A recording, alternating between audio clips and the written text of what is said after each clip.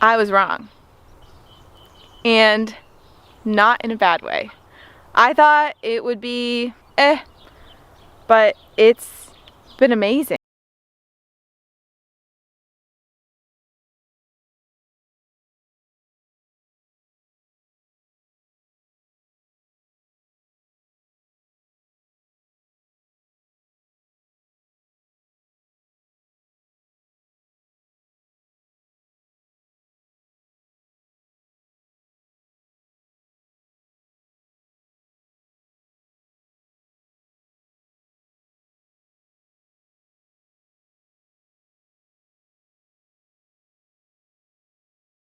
Guys, woo, getting all fogged up. Back. Well guys, I am blown away. Like, incredibly blown away. A little over a month ago, we built this Hugelkultur bed. I made a whole video about that. I'll link it above. And I had really low expectations this year. In the video talking about building this bed, I talked about how I was going to plant shallow rooted things, see how they did. I thought this year I'm just gonna get it started, plant some annuals, plant some flowers, plant some greens, see how they do. Next year is really when the thing is gonna start to produce lots of food, and then in future years it's gonna get better and better. I was wrong. And not in a bad way. I thought it would be but it's been amazing. That's basically a month of growth, guys, and during a time in our weather where it's been really wet, cool, not a lot of sun, yet this Hugelkultur bed, could care less. The drainage is amazing, and at the same time the retention is great. I think I've only watered it once or twice. Really never needed to, and I've already harvested tons of greens off of this bed. In the next few days I'm going to be harvesting our first few summer squash. Let me give you a little tour and update on the Hugelkultur bed. Let's start at this end and we'll work our way down. So over here we've got some beets down here that I transplanted. I started indoors. We have some poppies right there, some zinnias that are just about to come up. Obviously lots of kale. We have some Egyptian walking onions that are getting ready to walk.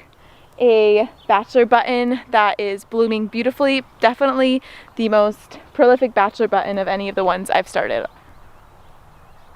I've got some parsley, let's see, some more beets.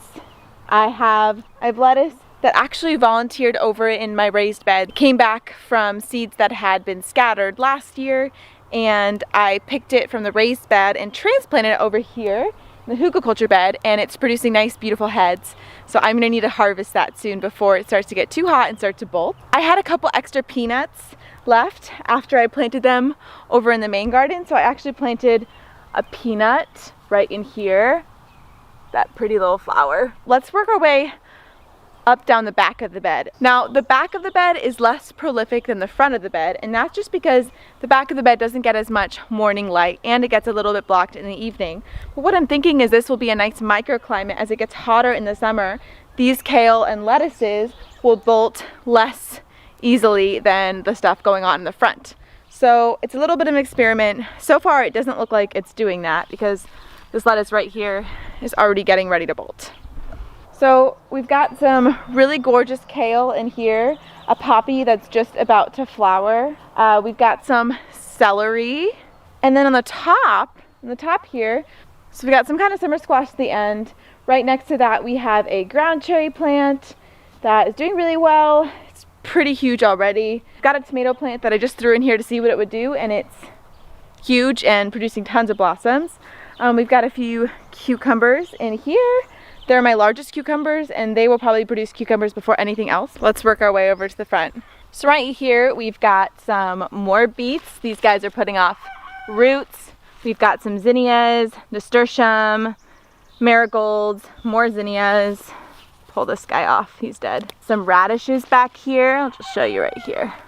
This little guy's ready to be picked. More kale, beets, onions. It's kind of the same deal all the way around. But as you can see on this side, things are much bigger and more established than on the other side. The curly kale on this side is doing really well. It's finally starting to catch up, whereas these, I think this is red Russian kale, came on a lot stronger. We got some zinnias up here and some beets that are getting nice and big, as you can see. Really pretty zinnias down there. Some more massive beets. And that's about it. I have one little lone cosmos. Now what's really amazing about this Hugelkultur bed is the mushroom compost that I used actually contains herbicides, which I didn't know, of course, when I planted it. I actually sourced organic compost thinking that I would be safe, and so I spent extra money doing that. Yet I noticed herbicide damage on some tomatoes and cosmos in some of my container gardens. As you can see, this tomato right here is not looking hot at all. And I was so confused as to what was going on. And then I noticed the signs of herbicide damage. So you can tell here, this little plant had some herbicide damage, but it's growing out of it. So I am thinking that it's a small amount, but what's amazing is the herbicide damage did not show up in the Hugelkultur bed. It only showed up in my containers. So it makes me think that when you have a small trace of herbicides in a container, it's just too concentrated for the plants. You spread it out in a larger area and you have some other soil and stuff going on, the plants can kind of escape it and get by a little bit more. So I'm really amazed that despite some herbicides in the compost, despite it being its first year, this thing is mostly wood, to be honest. It's not the thickest layer of soil on top.